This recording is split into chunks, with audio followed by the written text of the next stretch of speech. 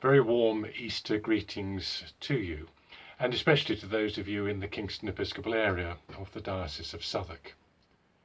This has got to be one of the most odd and challenging Easters of any of our lifetimes as we grapple with the coronavirus crisis and all that's done to our lives. And I want to give a huge thank you to the over 100 parishes in the Kingston Episcopal area across the London boroughs of Lambeth, Wandsworth, Merton, Kingston and Richmond south of the Thames for all that you've done right across that huge area, serving over 1 million people, to enable worship and care to continue in these difficult times and situations. There have been some inspirational examples, so thank you for all of that and all that's been going on this Easter Sunday. And a warm thank you too to our chaplaincies, particularly in our major hospitals, in St Thomas's, St George's and Kingston hospitals and others. There's been some wonderful inspirational work being done to care for those in the greatest need. Despite all these challenges and the difficulties of our current time, I think we can also see this Easter as a real opportunity to see what really matters in our lives and what lies at the very heart of our Christian faith, and how that can now shape our responses in everything, and how the resurrection of Christ can bring real hope even in the hardest of times. For the first disciples, of course, the resurrection changed everything. They'd been through the experience of the first Good Friday. I don't suppose it felt anything like good from their point of view.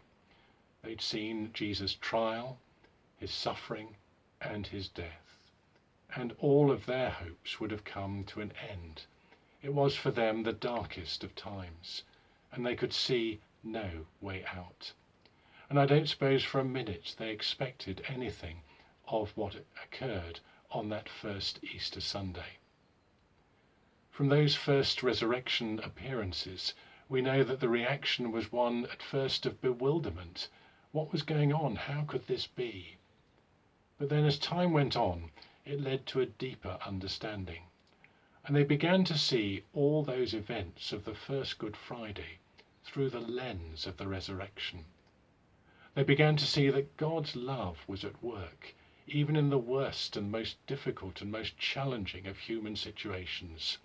In the depths of suffering, in the depths of sin and the gone wrongness of human life, even in death, God's love was always at work to bring hope and light and transformation into all things. For us in our Christian faith today, on this Easter Sunday in 2020, the question is how we see our lives and all that's going on, and how we respond, and how we see things through the lens of God's sacrificial love, and let that love really shape our response to everything that's going on around us.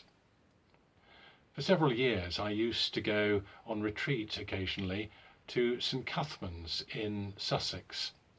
In the small chapel there, the wall behind the altar was entirely made of glass, and above the altar there was a large outline of a cross. So as you sat in the chapel, you could look through the cross into the world outside, through the empty cross, a reminder of Christ's death and resurrection. And for me it became a symbol of trying to see everything that happens in life, the best and also the worst, through the lens of God's self-giving love made known in the death and resurrection of Christ. In our worship, whatever form it's taken this Easter Sunday, that's what we're trying to do. And we're trying to let that love shape all our experiences today. So this Easter, I pray that you will know the peace of God, but above all, that you'll be able to see all that's going on through the lens of God's sacrificial love in Christ, in the faith that it's that love which can truly shape and bring hope in all things.